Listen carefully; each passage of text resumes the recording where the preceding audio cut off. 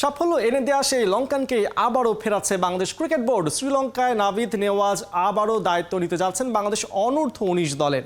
খেলাযোগ জেনেছে জুনের শেষ সপ্তাহেই নতুন চুক্তি করে ক্যাম্প শুরু করবেন যুব বিশ্বকাপ জয়ী নাভিদ। বিসিবির game development chairman Khaled Mahmud Sujon মুগ্ধ লঙ্কানের কাজের ধরন আর সূক্ষ্ম পরিকল্পনা দেখে। সাইফুল রূপকের রিপোর্ট। ছোট মরিচের ঝাল বেশি, প্রবাদটা বাংলার ক্রিকেটে বেশ খাটে। জাতীয় দলের বড় কোনো সাফল্য নাই, বিশ্বকাপ এশিয়া কাপ দুটো ট্রফি বাংলাদেশ অনূর্ধ্ব ১৯ দলের শোকেসে। গেল ডিসেম্বরে এশিয়ার রাজা হয়ে জানুয়ারিতে সাউথ আফ্রিকায় যুব বিশ্বকাপে গিয়ে হোঁচট খায় বাংলাদেশ। বড় মঞ্চে ভরাডুবির কারণে হেড কোচ স্টুয়ার্ট লয়ের সঙ্গে নতুন চুক্তিতে যায়নি বিসিবি। যুবাদের নয়া ব্যাচের জন্য সাফল্যধারী সেই গুরু বিশ্বকাপ জয়ী নাভিদ নেওয়াজকে ফিরিয়ে আনতে মরিয়া বাংলাদেশ ক্রিকেট বোর্ড। কোচ আমরা শর্টলিস্ট করেছি, আমরা ইন্টারভিউর জন্য যাচ্ছি, আমরা দু একজন কোচকে অফারও করছি। দেখি আমরা চেষ্টা করবো যাবার একটা বেস্ট কোচকে তুলে আনতে। স্মুথ শেভিং এর জন্য শুধুমাত্র কুল, নাথিং এলস।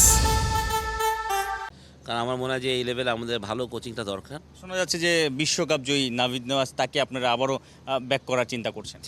চিন্তা করছি। আমি নাভিদ আসলে তো আমার খুব ভালো হবে, কারণ আমি মনে করি ও যেভাবে পরিশ্রম করেছে বা যেভাবে আমি ওকে কাজ করতে দেখেছি লাস্ট 4 years ফর 19, মানে অ্যামেজিং। আমি মনে করি সত্যি কথা। অ্যান্ড আমি জানি না উনি আসতে চাবে কি চাবে না, বাট ও আসলে আমিও খুশি।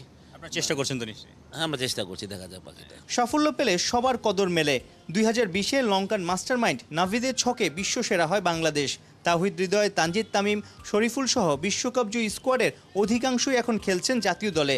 ওদের পোক্ত করার বড় কারিগর নাভিদ।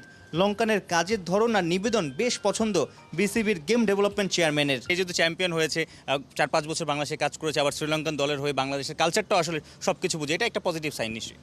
আমি মনে করি সে খুব ডেডিকেটেড। সবচেয়ে বড় কথা, সে ভেরি ডেডিকেটেড। যখন করোনা ছিল তখনও কিন্তু সে বাংলাদেশে এসছে, ক্যাম্প করেছে, ওর মাঝেও বিকেএসপিতে ক্যাম্প চালিয়েছে।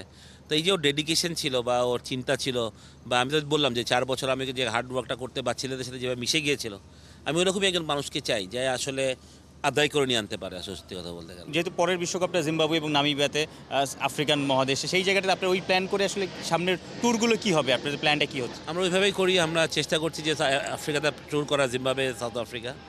আমাদের বেশ কিছু ট্যুর আছে, আমাদের ইন্ডিয়ায় একটা ট্যুর আছে, হোম ট্যুর আছে অনেকগুলা।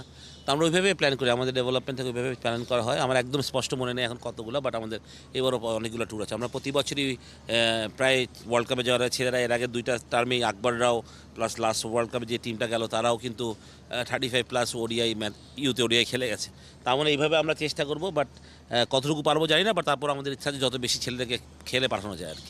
সাইফুল রূপক, 71।